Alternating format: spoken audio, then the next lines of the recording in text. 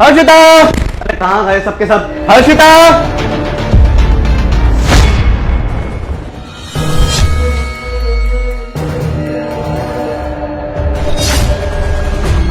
कौन? साहब, मीम साहब तो बाहर गई है। आपको कुछ चाहिए था क्या? चाहिए तो था। वो मेम सब कहा तुम्हारी? वो साहब दीदी पार्लर गई है, 2 घंटे बाद आएंगी। अच्छा अच्छा, तो और मेरी मम्मी? साहब माँ जी भी मीम साहब के साथ गई हैं।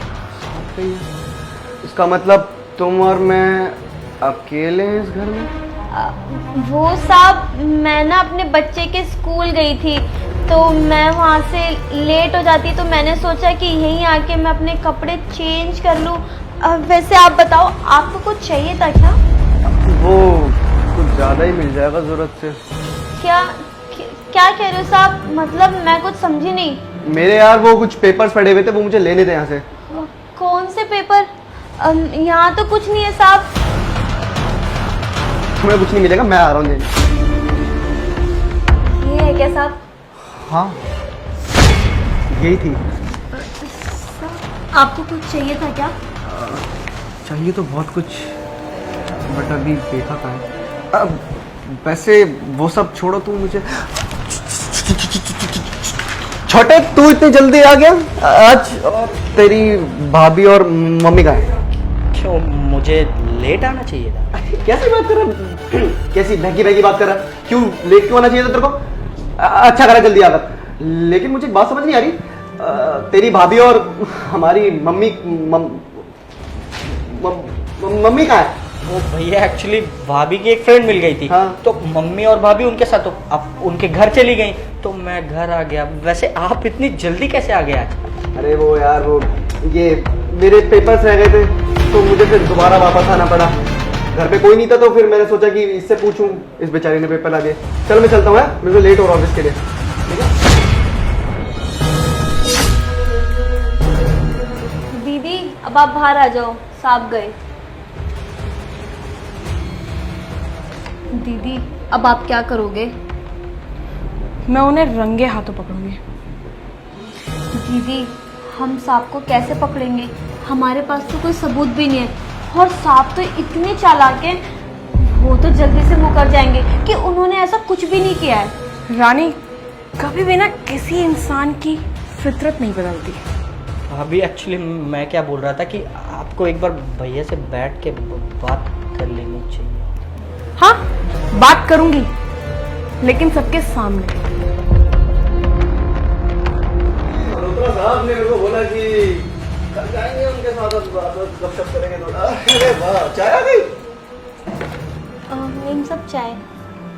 भैया चाय लीजिए। भैया चाय। सांप चाय। सांप नमकीन लेंगे? बेशक, क्यों नहीं लेंगे नमकीन, लाओ लाओ।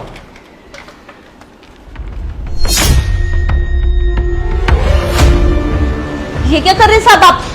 रानी क्या हो गया? देखिए ना साहब, ये छोटे साहब मेरी कमर टच कर रहे थे। भैया ये बिल्कुल झूठ बोल रही है। अरे क्या पागल हो गई है क्या तू? या सस्ते नशे कर गई है? मैं तुझे टच करूंगा? अपनी औकात देखी तूने? अरे मेरे पे झूठा इल्जाम लगाने में तेरे को शर्म नहीं आ रही बिल्कुल भी? सारे यहाँ मेरे को बदनाम करे यहाँ पर, तू झूठ पे झूठ।